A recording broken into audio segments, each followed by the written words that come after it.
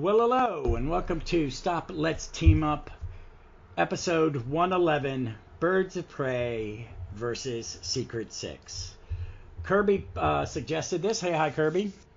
Hi, Russ. Thanks for bringing me back on to talk some Secret Six. Yes, well, Kirby decided he said we should do Birds of Prey next or Secret Six, and then I was like, all right, let's do it this weekend. So we read these books over the last couple of days. I've never read this because we were talking before. I've never read a lot of Birds of Prey. So did you read it regularly when it was coming out, or when you were collecting? No, so actually, it was one I always kind of mentioned because I heard such great things, but I didn't have a whole lot of access to comics when the series was coming out, and then they finally announced they were releasing the trades in order, except for some reason they skipped over a year, then they went back and published it. So I read all of Simone's arc, and I love it. And this is actually the last bit of Secret Six continuity I read, so I think it's all around. And we're talking about continuity because I got confused, and you were very upset about the place where this story is placed in the omnibus, because it should be at the end of it, shouldn't it? Well, okay, I was super deflated when I opened this omnibus because it opens up with the Infinite Crisis, correct? Then it goes to this, which is wrong because the mini-series that we did last time we talked Secret Six needs to go in front of this for a few reasons. One, how continuity that happens in its story, how it's written, and two, publication order, because the last issue of that mini cover date January 2007. The first issue here, 104, May 2007. It's did you guys not even check the most basic thing when it comes to doing an omnibus? There have been some weird ones with Marvel has a weird. Which one did I get? I got the Infinity Gauntlet. It's weird, and it's all the Infinity Gauntlet and most of the Silver Surfer that goes into it. And then all the other crossovers are behind it. Oh, well, one, because that's one of those events that really, the only reason it's more the Silver Surfer's more tied into it because that's where the plot starts. And all the other stuff is it's almost Crisis on Infinite Red Sky. Some of it is just Red Sky. It's a Red Sky issue. So, so I noticed that. So I was going to read it, then insert this where it should go. But I'm glad I read this because I've heard nothing but I love Gail Simone, mostly because of her Secret Six. But, I mean, when her X-Men, her Uncanny, it's Uncanny, it comes on the app, I'll read it.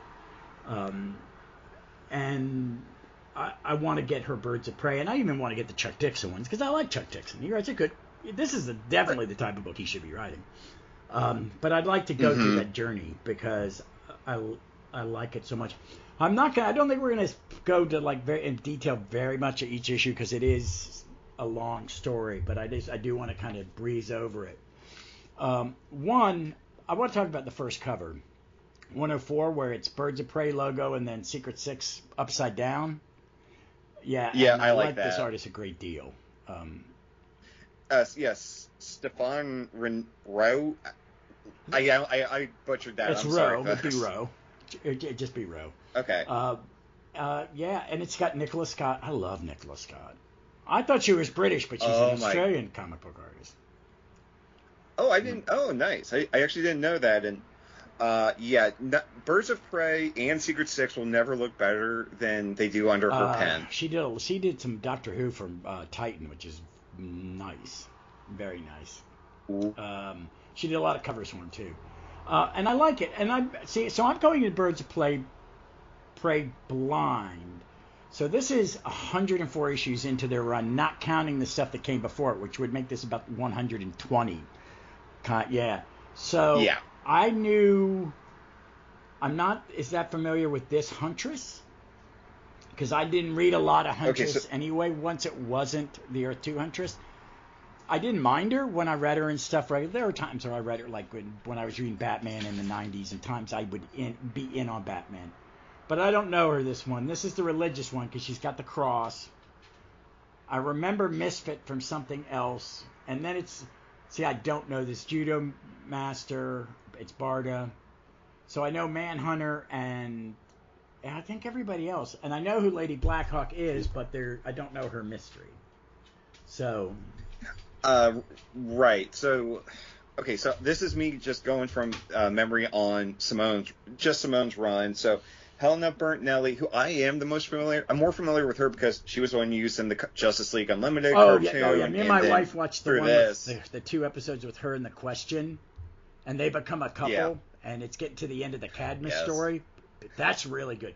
I love her in that because she's a bad girl. Oh yeah. So. Yeah. Oh, she's she a bad is. girl in this too. She's a little bit. Her and Catman their little interaction is quite funny. Yep. And then Lady Blackhawk was just somehow time jumped into like the present day, and in honesty, like Simone did great stuff with Oracle, Huntress, and Black Canary as like the 3 main leads. But Lady Blackhawk was definitely my favorite character through this initial run of hers. I love her in this. Yeah. She's from a generation of being their grandmother. And there's that conversation she had with Spy Smasher about the original Spy Smasher was a very woman of the 40s telling some modern person, "You're just rude. You're just rude, young lady." Yep. But I like Barda in this.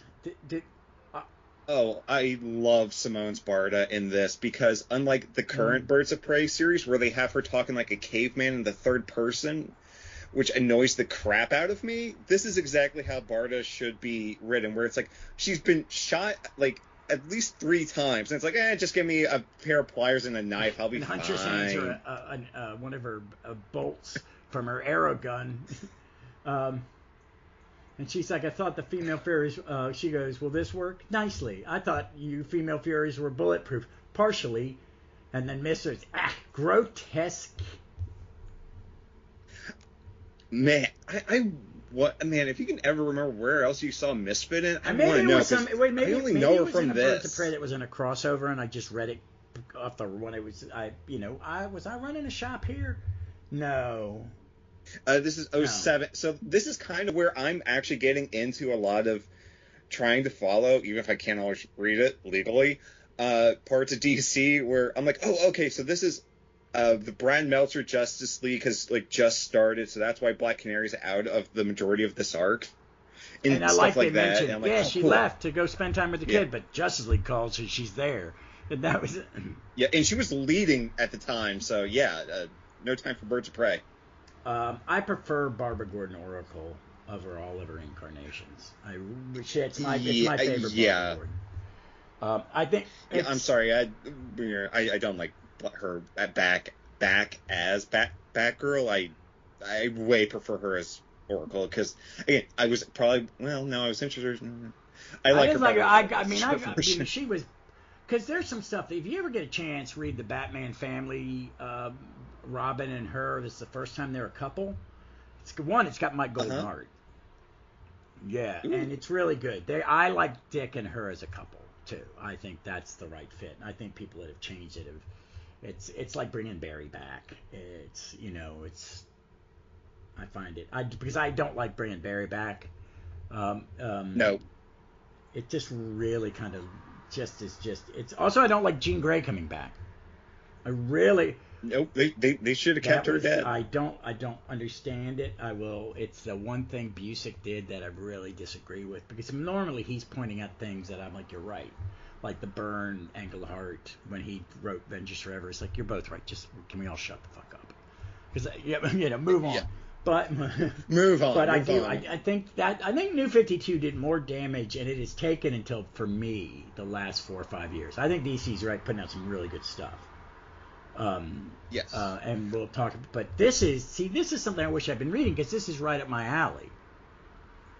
Oh yeah, this is a great team book. And Ross, I don't know how I gotta imagine most of this has to be it is. There's some holes. I can't read the Chuck Dixon book, and I've got Ultra, and I don't know why, so I can't read that first batch of stuff.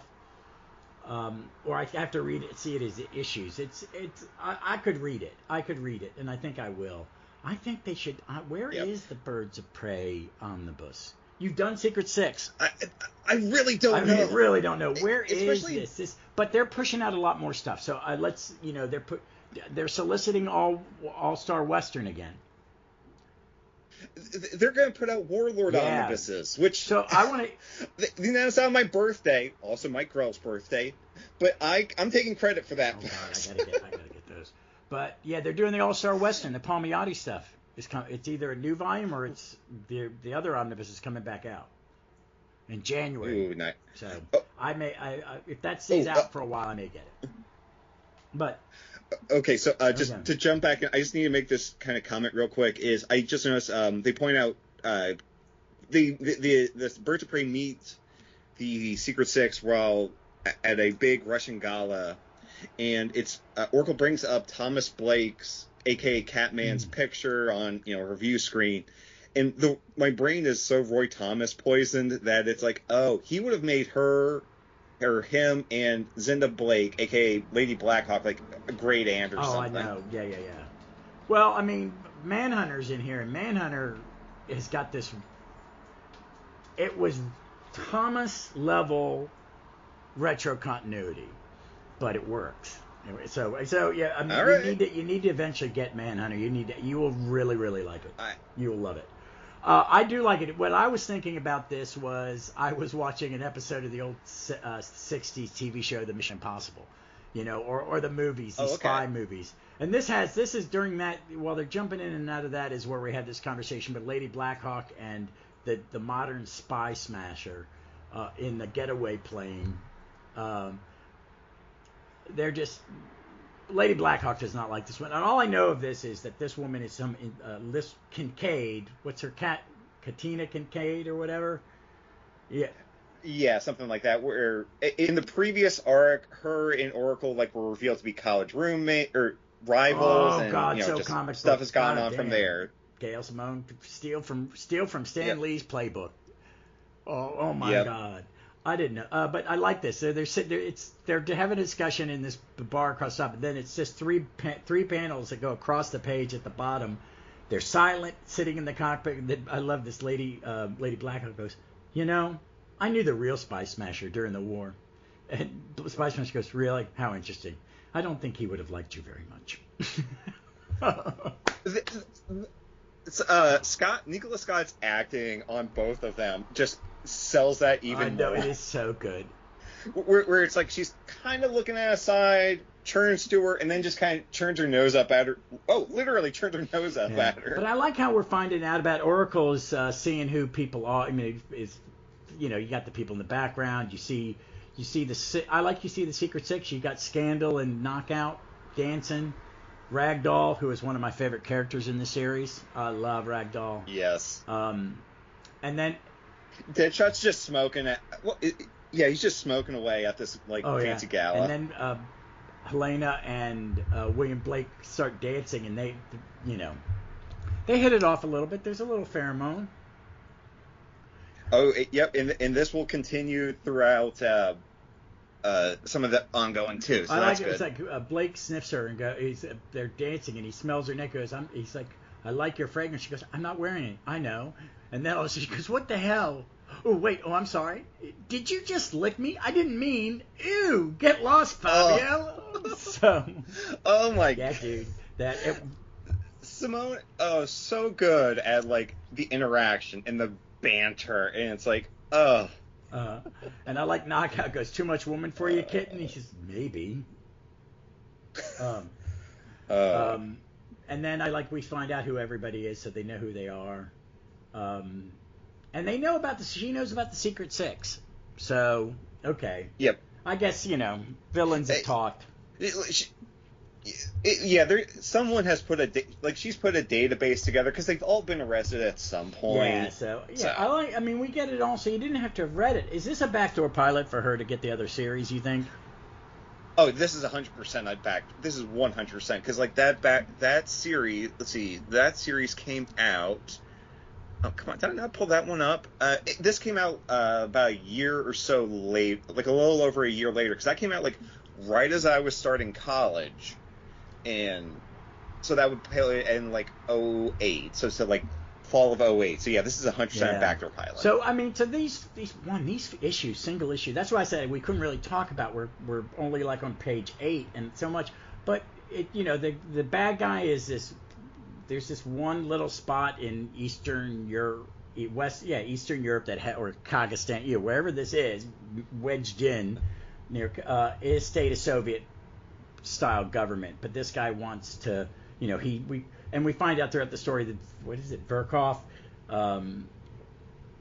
is dying, and he wants to keep his country together and bring back the old Soviet thing, and he thinks it's going to happen. So he looks like he is selling a red rocket armor, and this is where we get a little forewarning, is where Oracle goes, there is this new Justice League is putting up quite a body count. I think this is an era I was not reading, so I'm not really sure where this happened. Was this? So this is right after Infinite Crisis, where Dan Didio has really just shot holes, literally, in a lot of the Justice League International. Ted's dead. Ice is dead. Dimitri brutally killed off. DC bring him back. Sue's dead. Ralph, I can't remember if 52 is still going on, so they're playing a little coy with Ralph, but he will eventually be dead too. So yeah, that's I think why I read 52 in some of the events back then, but I didn't read Justice League all the time because it was it kind of petered out after International. The Dan Jurgens stuff it's gonna, when it comes out, I'll get it and read it, or I'll read it again because I like it. I mean, International, and the International thing had run its course. Yeah, it was. Yeah. And the current series that's going on concurrent to this Birds of Prey, it's by Brad Meltzer. I was not in love. There are parts of it. There's parts of it I like, and parts of it I didn't like. I thought it's like his and Robinson. I think they both could have used a little less editorial, maybe. I don't know. But it's not something. It's not the greatest era. There's some stuff that I like about it, but a lot I don't. But I like it. So the Birds of Prey, since they're the heroes of this book, they steal the armor, and it's a great action sequence. And then when they open it, there's because they've had backup. This team is only a specific group of people have gone on this team, and they have backup. And Oracle calls it in as the Secret Six are in this sports car with Knockout in the back seat, which I'm like going, I don't know if she'd fit. She probably wouldn't, but this page where then Hawkgirl comes flying in and just with one swing of her mace just tears off the roof of this car and hits Knockout and throws her at least 1,000 feet. Yeah. And then the sports car crashes. It's a great sequence. It is a great sequence. Oh, I just Hawkgirl was also part of the same Justice League as Black Canary at this time. I just thought of that. Yeah, but was it Oracle saying, Hawkgirl saying, I hated to do that. That was a sweet ass sports car.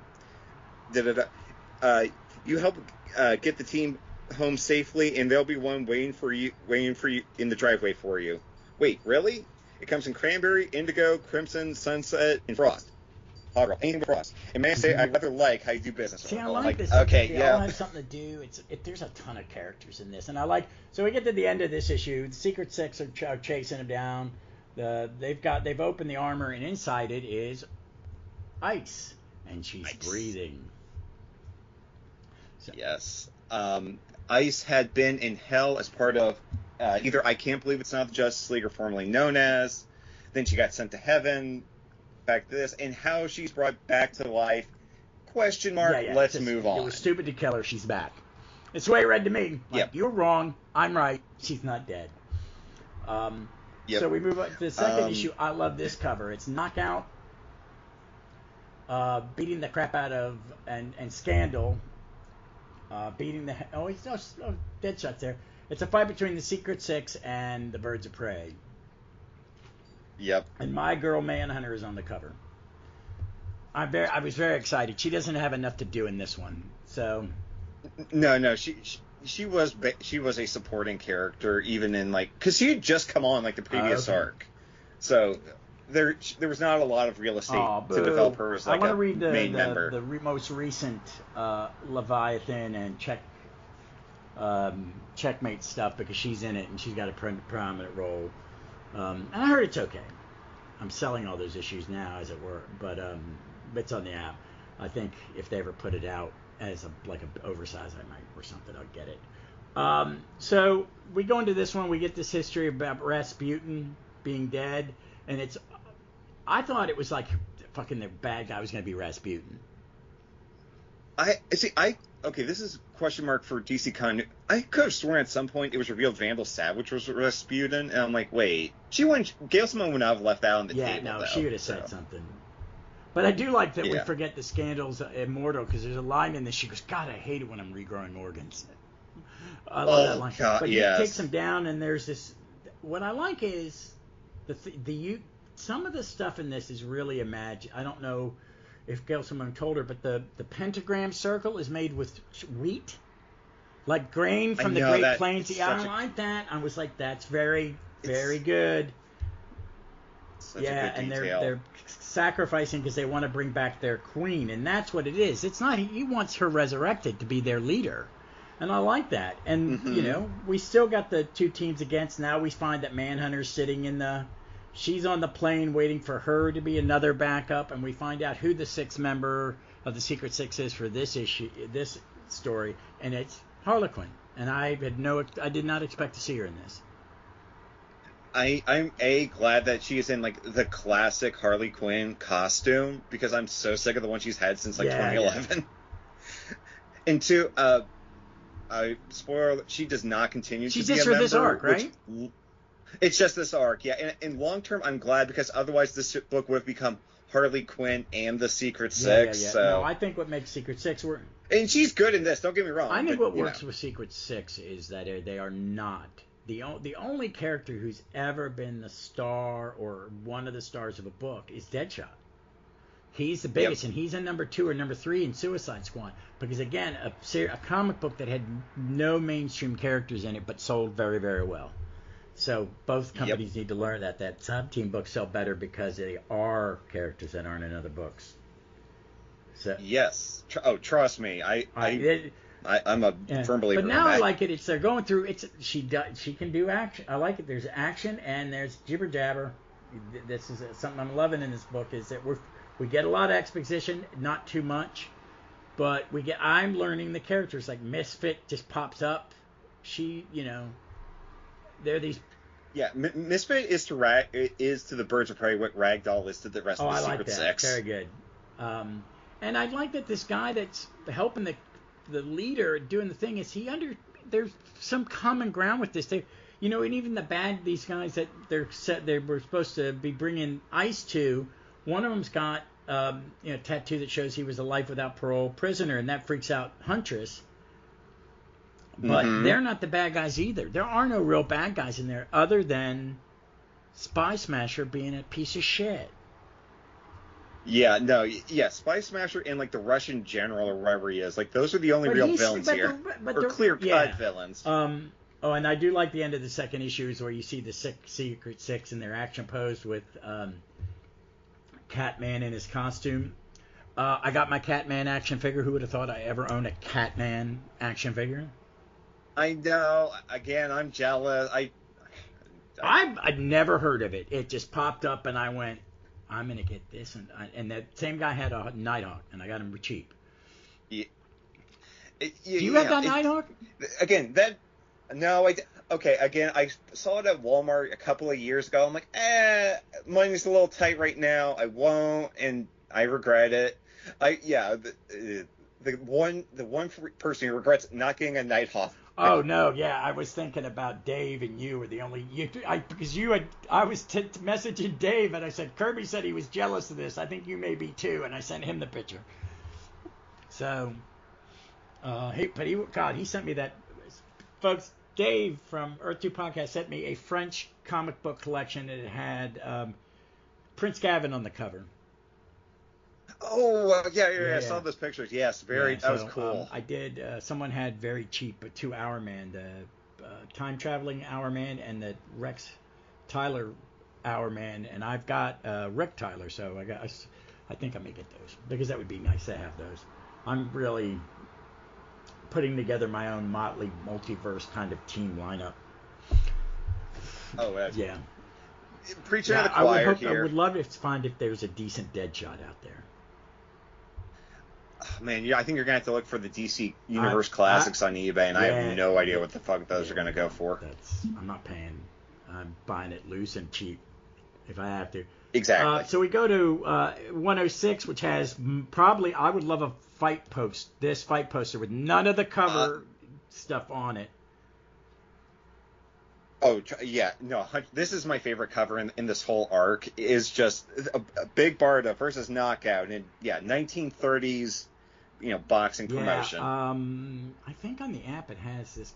Sometimes it'll have both covers, but I would love to.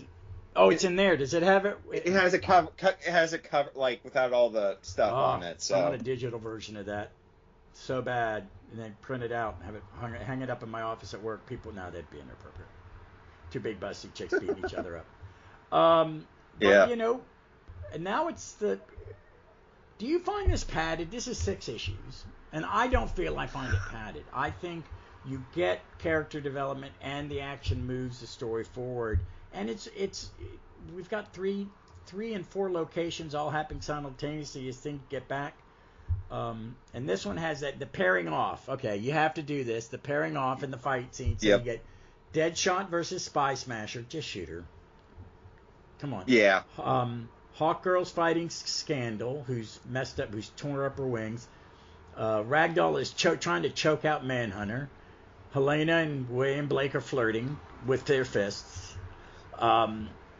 Misfits get beat up by Harley Quinn, and Barda and Knockout are just going at it. Yep, perfectly balanced superhero fight. Just absolute. Oh, and I really don't find this series padded at all. Because I don't either. I felt like I was just reading a route. It moves. They work as issues. They work as chapters. That is for me the perfection of a good arc, and it not being too long. Oh, and I think at the beginning of this issue, not Barda, Oracle does like a quick little recap. So if you were just jumping in, you kind of get all you need in this issue. What I like a few years ago is when they put, like Marvel put the previously page up. It's helpful because you're not because you only got 22 pages. You don't want the writers. Well, I'm gonna assume they read it because they're nerds like me. No, don't assume they're fucking that. No. These books need to sell. But I think this sold probably pretty well with her.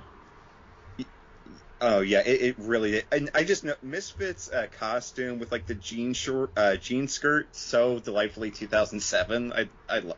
Again, I was in high school. I saw that. Yeah, I was wondering what they. It's like God in the 80s where they all. Oh my God! Whenever I watch a girl in leg warmers, I think I've seen it in Will Payton's Starman more than I've seen it in other places. Gotcha. But this is just such a nice balanced action. It's still Nicola Scott. It's just amazing art. But I like how we get to see all the fights, and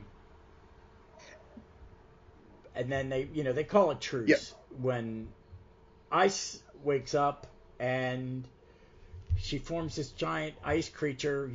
I don't remember her powers being that strong, but I guess they were. I don't either. I'm going to call this a post-resurrection power-up and go with that. Yeah. Oh, just real quick, I just want to jump back. At one point during the Manhunter Ragdoll fight, she smacks him right in the crotch with her, steel bow or whatever, and it does nothing because he has snipped those off because they got in the way. Whose staff is that? It's the Manhunter... Oh, God, because her costume is made up of bits and pieces of other Manhunters of superhero tech. That's how she got it, because she was a district attorney in L.A. She's a great character. She's okay in this. I wish she was more utilized. But I like it that when Tora wakes up, she goes, "Who among you? Which of you soon-to-be dead bastards murdered me?" And then Ragdoll goes, "Oh, fine. Now we're all going to die for murder none of us committed. I hope you're happy." Just Looney Tunes music playing right there. Oh God! And then we have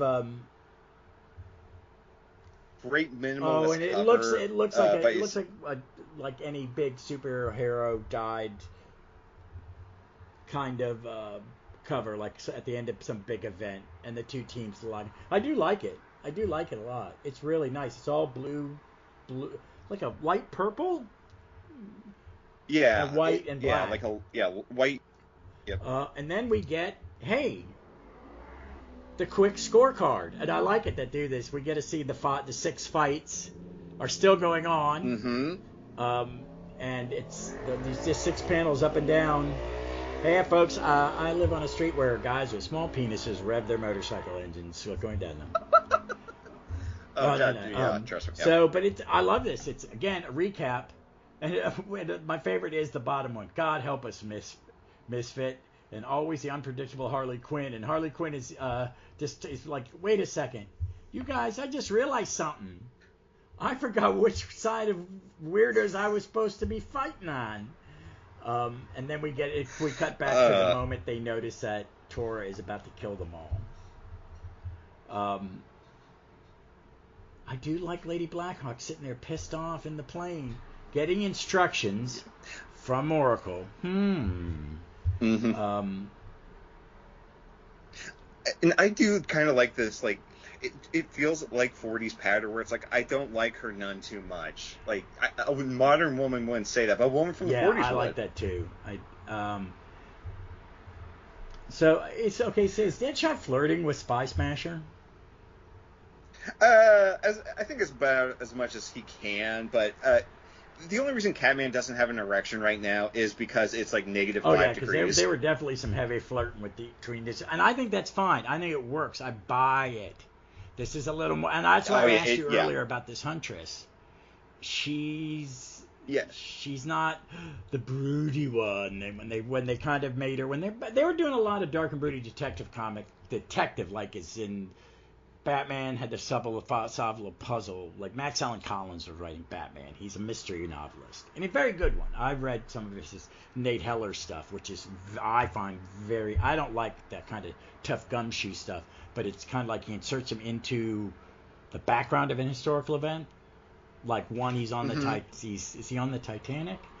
When he's younger, he's like he's on the Titanic or another boat that sinks, solving a murder mystery. He barely survives. And then he's like this. He's after World War II, but then he meets it's just that. But there were that Helena Carter. Oh my God, who would have wrote that when that first came back? Would it have been Denny or Doug Mensch?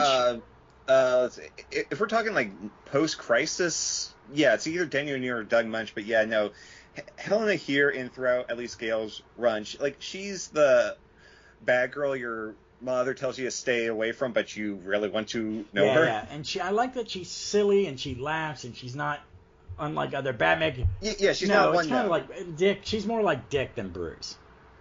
All right, I enjoy it, and I do because this is Simone's Catman. I kind of want to read. Was it Kevin Smith used him as a bad guy in something, and it was silly or? Oh, that was during Green. That might. Yeah. Was that Kevin Smith? Green Arrow. Yeah. That which happened like right before Simone said, "No, I'm going to use it." He's not going to be fat and slovenly. I do like. So they call it truce because they're just into each other. They're really, I like it. She goes, "Come on, tough guy." He's the guy. Good God, you smell nice. And she goes, "I wish I could say the same, Jungle Man." Then we get Ragdoll and Manhunter. Manhunter has punched her so hard, Ragdoll so hard that the mask is broken, and he's lost a tooth. And he goes, "Oh, please don't stop! I'm almost finished." She's like, "Ew." Oh, Ragdoll is such a creep. Yeah, I do like Misfit's costume. I like a teenager that's got. It's kind of like Kitty's costume. One of that Kitty's costume that Dave Cockrum drew. They said, "I'm going to make the worst costume ever," and she's got leg warmers. Oh, really? And roller skates. Oh, I'll have to go back and take a look. That's what. Yeah, when he comes back to the book, and his art's very different in that later era. I like it. And then more Rocket Red, so we know where the armors went. And there's a battle, and they talk Tora down. All the time, everybody else has stopped fighting except for. Well, no, they're still fighting, and then they stop when the Rocket Reds, but Barda and Knockout end up in the water, and everybody calls a truce.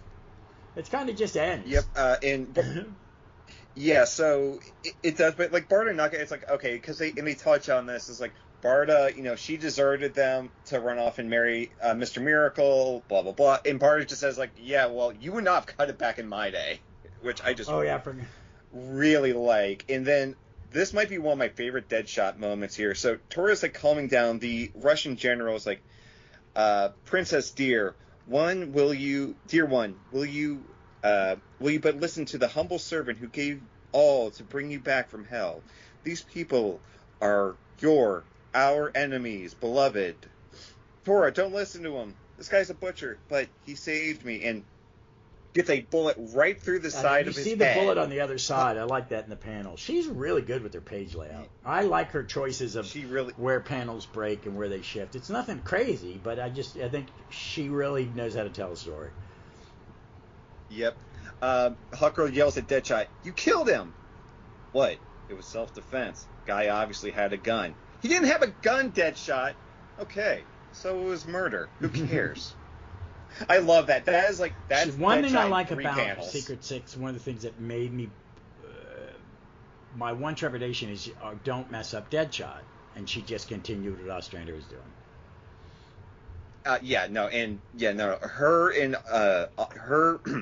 Deadshot and his Deadshot are simpatico. 100%. I'll have to read when I read others. I'll see how they do Deadshot because I've not read a lot. The only modern post 52 Suicide Squad I read was the crossover with Justice League, which I actually liked for just a it was six. It was like this, not as good as this, but it was like just them in parallel missions beating the shit out of each other, and it was actually well constructed and looked good. But this is really good. Oh, and I back the page out. They're going to let the Secret Six are going to leave, and the Birds of Prey are getting into a car and they get ready to go back to the plane, and Spy Smasher's just stupid. Like she Lady Blackheart stands up to her,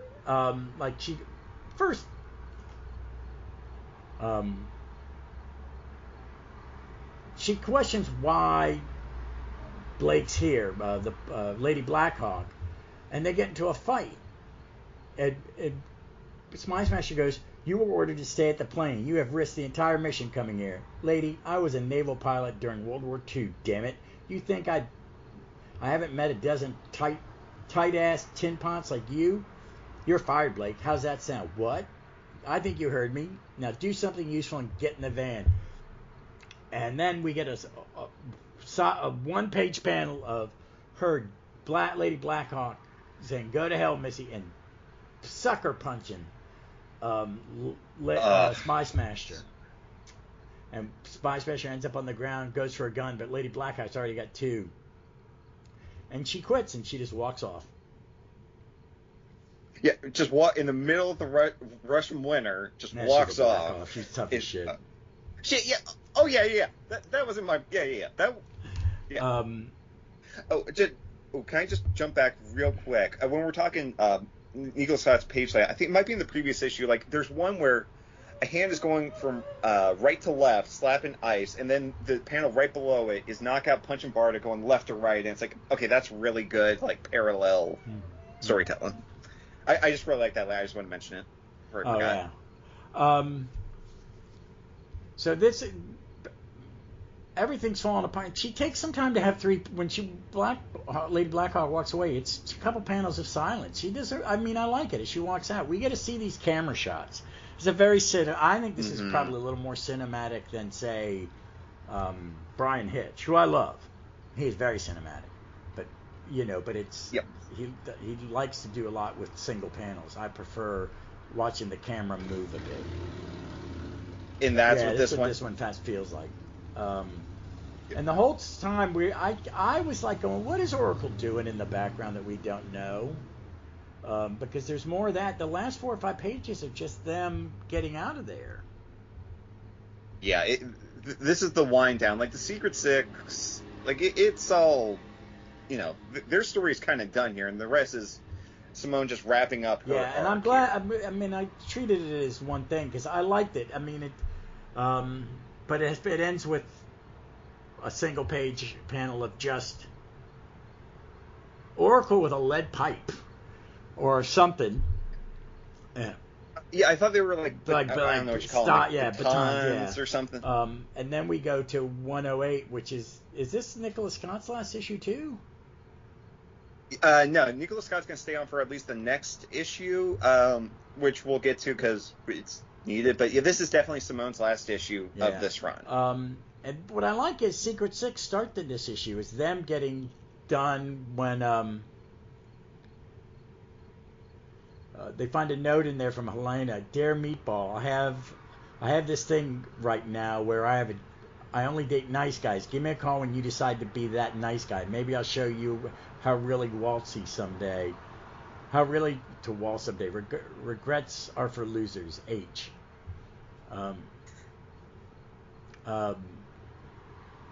So who are they missing? Oh, Ragdoll. Where is... Ragdoll can fit in the glove box.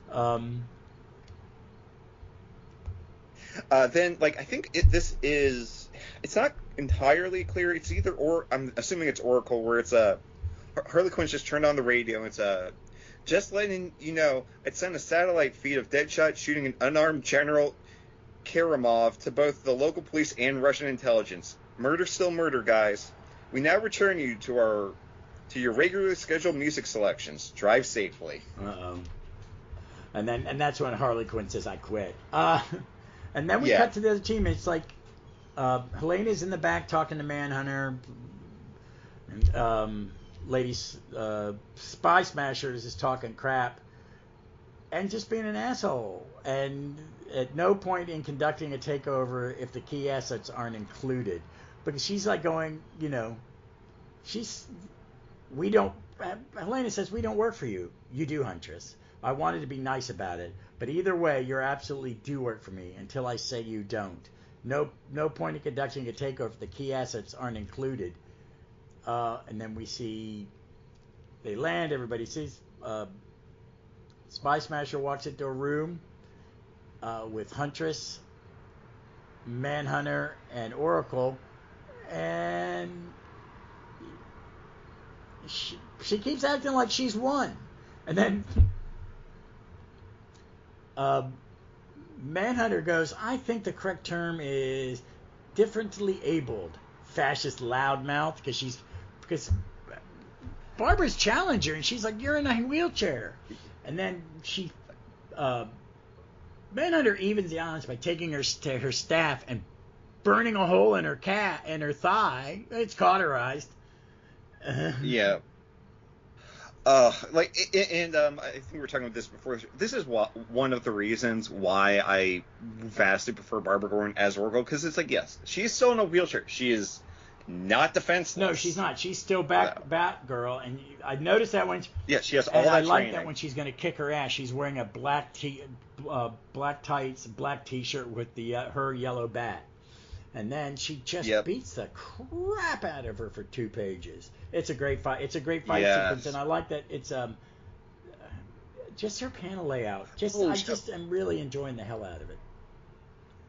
Oh, I just noticed Barbara punches Spy Smasher right in the cauterized wound a couple times just made, which and she walks out. The fight's over, and Spy Smasher goes, "This changed nothing, but you're out, Barbara. Starting tomorrow morning, all your operatives belong to me." And then she opens the door, goes on the roof, and this was a 2-page spread, I assume. And 4 pages, and I don't remember. So, let's see. Helena, Gypsy. That's Gypsy. Oh, wait. Okay. Yeah. Vixen. Yep. Katana. Yep. Catwoman. Kraut. Savant, who he used to work with, right? Yeah. I think they were a couple, and I think they were they were integral to Simone's run here in Birds of Prey. Manhunter, Metamorpho. Nightwing. Is that KGB Beast? That's who I was thinking it was. Oh, hold on. Go to the fandom wiki for 108. Is this 107? 107. I think it's, yeah. Okay, so Birds of Prey. And then there's someone in a white costume behind Judo Master. Yeah, that's another one where I'm gonna need to let's see here. See supporting character. Okay, so I think. God damn ads. Yeah, I know. Okay, so next to Judo Master, kind of on the next page, I think that's supposed to be Thorn. In white? Not in white, in green on the next on the page. next page. Oh no, Yeah, that's Thorn. Looking... Yeah, that's Thorn. Misfit, Power Girl, Wildcat, yep. Connor Hawk, Ollie, Barda. Who's next to Barda? Is that who? Lady Shiva. Lady Blackhawk and Hawk yep. Girl. And then finally, Black Canary gets her yep. own page. So. Yep. Oh, and just for some Birds of Prey continuity is during the Dixon run, Power Girl and Oracle had a huge falling out. They after which they would not fucking talk to each other again. So her showing up here is kind of a nice like, I'm on your side here at least. Yeah. Who the heck is that? Is that one? This the woman in white. That's in 107 or 10? Yeah, 107. 108. Yeah, I'm looking and Militia. That's the only name on here I don't recognize. So that's maybe it. I'm not sure. Hey, folks, listening to this, write in. Yeah, after you listen to this, this one's going to drop the day I record it. I won't even open 107 for me.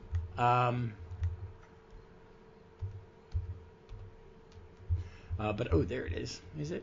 No. I'd like to know because that's the only one I don't really know. It could be KGBB. I thought KGB. That everybody loved KGB. I do like the name. It's stupid. It's delightfully. It is delightfully of its time. Well, they don't really give you a list of everybody, do they? They really don't. Oh, I think this is just the fandom wiki's just not up to date. Oh man. But yeah. It is what it is. But then we get to see Black Canary, and she's like, they kick her. Again, for the co-lead of the book, who's just been out for just this arc, you needed her back. Yeah, she's Black Canary basically lets Spy Smasher know if you do anything, I don't care if I go to prison, I will destroy you. Mm-hmm. And you should be afraid. And then we get a nice thing where these are the 4 stars of this book basically have been Lady Blackhawk. This is the team. Yeah. And they go and find Misfit and ask her to join. We finally get to know her origin. Did the reader know her origin before this? I'm pretty sure we didn't. I think she was just kind of popping up all over the place and like kind of just being a little troll to her, just kind of deflecting from this horrific origin where she didn't know her dad and her and in the tenement she lived in with her mom and like baby brother, like the other 2 burned to death, and her mom told him like, you need to get out of, you can get out of here with your power, get out of here. And she would have taken her family with her, except she explicitly knew like, I cannot transport living matter with me. They would die that way. So, and this is just, I don't know why this is considered part of this. Why this issue is in, I know why it's in here, because it's secret because of what happens. So we get to see just Black Canary and stuff, and the team, I guess she's setting the team up for the next writer. But this is actually by Tony Bedard. So this because Sin's in here, so he's going to use that. I guess he's got Black Canary back. Black Canary I think was back in this, and this was at the point where Green Arrow had proposed to Black Canary. So Oracle's telling her of this time when she was like 16, 17, and Ollie was trying to flirt with her. Bitch. Because she says something here of like, gotta admit, the costume made me look at least 20, but it was clear he suddenly felt like a dirty old man because she says, Batgirl is pushing Green Arrow away and is, I'm sorry, it's your cologne. You smell like my dad. Oh, ow. Yeah. So here's my question. Knockout falls and has a giant hole in her chest. Does that continue in Tony Bedard's? I don't know how much that continues for Tony for Knockout in Birds of Prey. This will carry through the entire 36 issues of the ongoing is Knockout's death. Knockout is killed along with Barda, not in this issue, and Mr. Miracle as part of the lead up to Final Crisis, and all being new gods. They were killed off again in relation to a miniseries called Death of the New Gods. So this is editorially mandated this fit murder in here. Because I was thumbing through. So next is the 6-part miniseries that you and me have already covered in the Omni. Because I'm on the pad. Which should have come for my comfort in trying to talk to you and go through pages. I use the app on my nice new pad. My omnibus is back on the shelf. So I now have to skip that 6 and then. But Knockout's alive for the beginning of the regular series, isn't she? Nope. She is dead. She is so this goes after this. This goes before the first regular series. Yeah, this should have gone right before the regular series because this, even though this is not ran by Simone, this leads and what's directly in next is the miniseries, the second miniseries, and what else? A one shot? Nope, not even that. It's again, it drives me nuts. It's like DC. I will turn this in if you can give me a reprint omnibus with this in the correct order. Because otherwise this is a great omnibus. But yeah, no, Scandal has spent, and we'll talk about this next time we talk Secret Six, she spends in a heavy, deep depression over the murder of Knockout here. Okay, I remember that. So this was just kind of, I don't know why. I think Simone pretty much hey, this is my last issue. I don't remember what she was doing exactly next because there's about a year delay between this issue and Secret Six starting. Okay. So I'm on the app, the Tony Bedard first issue. Did you like the Tony Bedard stuff? I read a little bit of it. It's totally fine. It's one of those it's the same way I would not want to be the writer to follow after Jeff Johns' Green Lantern. I wouldn't want to be the writer on Birds of Prey after Gail Simone's arc. So it's one of those type of deals where it's on its own, it's fine, but it's not doesn't reach these highs. I gotcha. Birds of Black Canary Oracle, Birds of Prey. It's pulling up stuff when it likes it. That's a nice Paul Glacy cover. Who did? Wow. Oh, this is early Gary Frank. It's the first miniseries, isn't it? Oh, yeah, they're definitely going for a Shang-Chi look with this art. They are. It's on this. No, it's not the Bedard. It's when at the bottom on the app at the bottom of when you're reading any of a title, it'll have some suggestions at the bottom of the screen before you get when. So I can see it. I was looking at 110 and then I went back to the header before you go in, the page before you go into a book where it tells you a little bit about the issue, who did it, when it was released. And at the bottom, it will start at the very beginning of what a reading order would be. And it has Black Canary Oracle, Birds of Prey 1, Birds of Prey Revolution 1, Birds of Prey Wolves 1. I guess these are all one-shots. But this first one, the Birds of Prey Oracle, is from 1995. And it's Chuck Dixon, Dick Giordano pencils. That's not right. It's... Wait a minute. Is it? No, that credit is wrong. Yeah. Gary Frank pencils. And it very looks like I'm not sure if you read this stuff. This is the early stuff. It looks very laid out like Fu Manchu, like Shang-Chi. And it reminds me I have not read that. It really reminds me of a mix of Paul Glacy, who did the first part of it. Well, they had a lot of artists in the first part, but he did the first really good chunk, and then Gene Day and his brother Dan Day did the rest of it. And it's Shang-Chi Master of Kung Fu is an incredibly good spy comic book, even though it's in a superhero universe. It's really, sci. It's more science fiction and James Bondy kind of spy stuff than it is superhero. But this is nice. I might have to read more Birds of Prey, but I'm glad you thought of this, and it was nice to read it just kind of through. Now Because I kind of paused on I was rereading the stuff in the omnibus that you and me had just covered. It's like, I just read this. But I got, because I was just very happy to get any of it in a collection. And know they can do another, just one more volume? Would it be one or two more?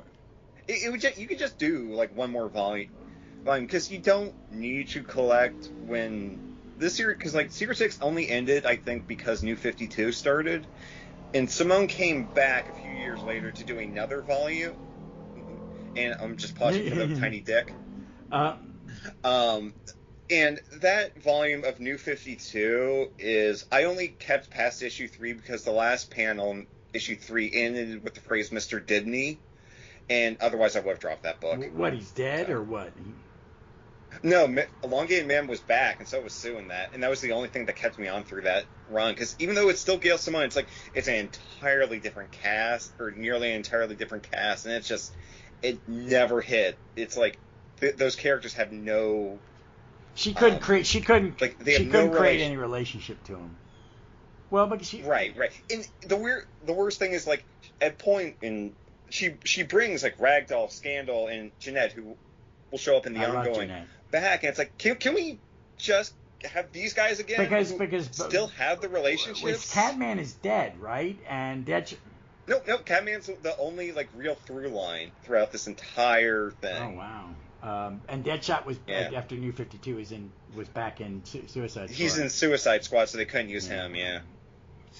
I like him in both, and that's a rarity. Normally I pick one or the other, but I like him fine, and I love him. I love Secret Six. I'm looking forward to reading more of it. So overall, my take on this is really good. I don't think you really need to read that last issue. I think they just wanted, because it was Gail Simone and Knockout's in it. That's the only reason she's in it. It explains her death. Yep. That's the only reason that it's in but here. But I don't know why. I think Simone had to have chosen. Do we need to show it? Because that's what I'm asking. Are we going to do another series? Why did they have to show Knockout die? Why did they just have to show Barda die? But Barda dies off camera in another comic, right?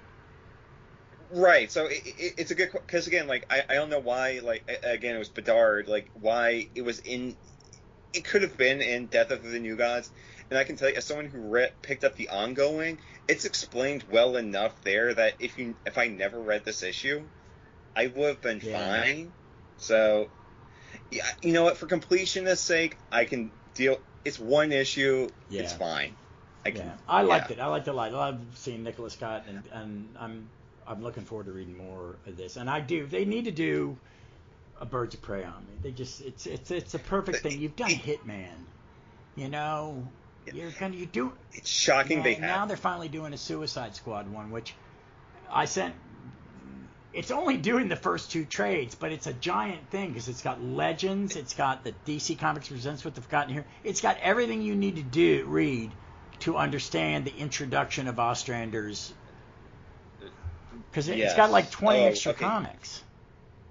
Yeah, I'll read this off real quick. So Suicide Squad 1 through 18, Checkmate 1 and 8, Manhunter 1.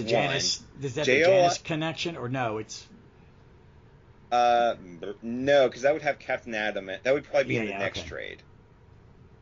JLI 13. Okay, that was a 2-issue crossover. Where the shower scene, where Batman calls on Waller in her shower. Yep. Secret Origins 14 and 28, Who's Who 14, Detective Comics 582, Doom Patrol and Suicide Squad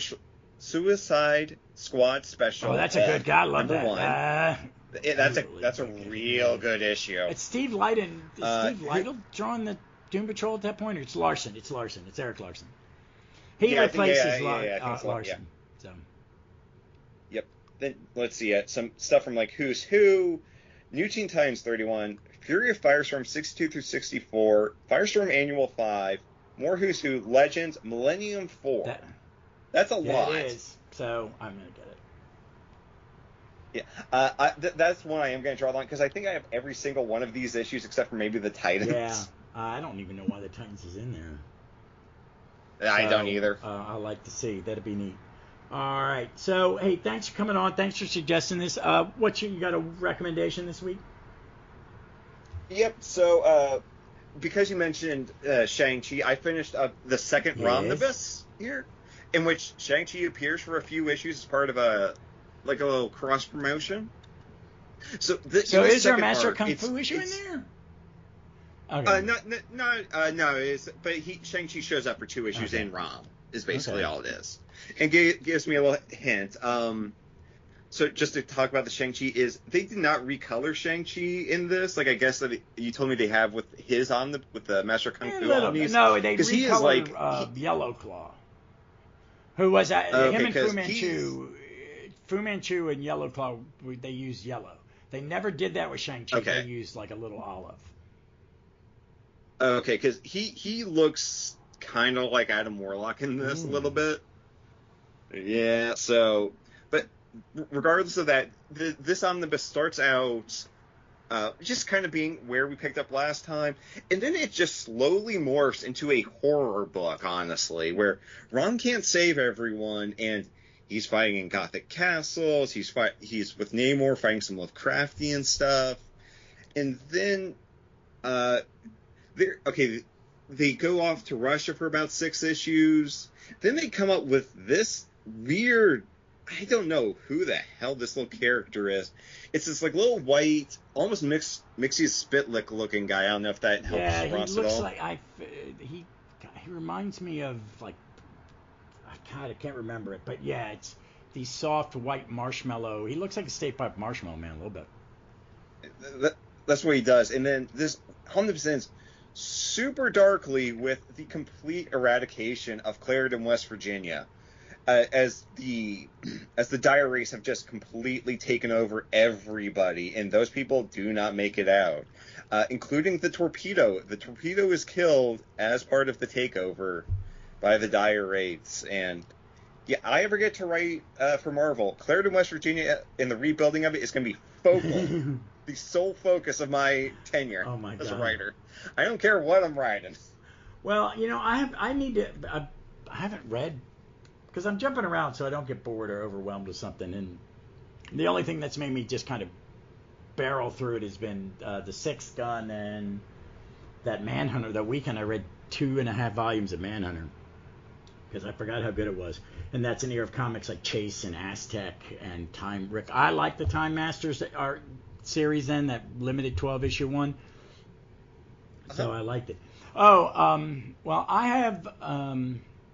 my recommendation right now is, folks, if you're following the Absolute Power event, it's finite, it's working well, it's working, and I'm looking forward to reading the All In, and I'm a little excited for DC. I am very excited because the first Jeff Lemire Justice Society will be out very soon. They've been putting out some promo pages for the first couple issues. I'm incredibly excited, and I do like that it is just a continuation. It's just as if you were taking over the Avengers and doing a lineup change. And I like that. They're not asking to reboot it. They're just asking him to tell a good story with and they want to go back to, it's a legacy team and a big team with that, which worked for Johns. And I think Johns is doing that. Now that issue 12 of Justice Society has come out, I am going to go back and reread Lost Children in it. I do think when they do an omnibus, it will be everything. I think it's going to be the 3 minis. Yep. It's going to be Lost Children and Justice Society. I think that is the way to deliver this. Yep. Yeah, I would give it as a capsule, because I think I've had problems with Johns' run, and it's basically not coming out. His focus was elsewhere. Pat at Velocity Comics, and I agree with him. I think some of the delay was DC saying "fuck you." You stole a third of our top staff. He didn't steal stuff. They went to make good money, and I hate to say it, folks. No, I don't hate to say it. Read the Ghost Machine line. They're really good. I got my issue of Hyde Street. I cannot wait to read a horror comic. Yep. And I've not been. It's a good. I just read this morning. I did it's good. Get Tales of the Blizzard, which I didn't know that was a thing. I was in my shop last week, and someone called in like, "Hey, do you have this?" I'm like, "Wait, what the heck are you talking about?" I didn't know that was a thing. It's a 12-issue arc written by him, drawn by Akuti, and it was in a Dark Horse preview book. And it's I haven't read it yet, but I'm excited because it is connected to the unnamed line because they're different. The Rook line is a science fiction line. Hyde Street and a couple others there's a second horror book. Then there's the Family Business is what they're calling it, or the with like the Rocket the Heaven and Hell one and like the Jetsons, the Rocket fellas. I'm looking forward to that. You know, I'm gonna give them all a shot. And Junkyard Joe is coming out in an oversized hardcover in the next like 2 or 3 weeks. We'll probably begin that just because that's like Geiger has been really good. Red Coat's been really good. Junkyard Joe's been my favorite. I think it's my favorite too. And I really like this. Wasn't sure where he could go with Geiger in a second arc. He did it. He makes it work. He knew his sidekick and the Barney gets so much more to do, and I thought he'd killed the dog. Yeah. I was gonna get really mad if he killed the dog. Don't kill the pets, man. Even if they're two-headed irradiated doggies. But yeah, check out the Ghost Machine stuff is really, really good. Really, really good. And it's got some good fans online. They're very interactive, and I've kind of enjoyed that. There's nobody and there's no reason to beat up on Johns because if you're going to these books because you're going for Johns and Fayback and Franks and Hitch. I mean, it's Ivan Rice. Is he one of them? Yeah. Yeah. He's doing. He's did High Street. It's a good mix of stuff. So, all right. So I'm gonna have Kirby back on real soon because we need to do another 4 for 4. And folks, so the last poll for the next team up book, which is Marvel 2-in-1, it was no contest because if it was an arc-ish something, if an issue landed, one of the random 4 issues was an arc, I would do the whole arc. And it was Project Pegasus, and everybody put about 4 people voted for. All the others got like 1 vote. Everybody else voted for Project Pegasus. So I'm going to have to figure out how to do it because in the hardcover, it has 2 issues prior to the 6-parter, which makes it 8 issues. So I'm going to think, am I going to do all 8 and have to divvy it up and do it over several weeks? Or do I just do the big 6 like me and Kirby just did this?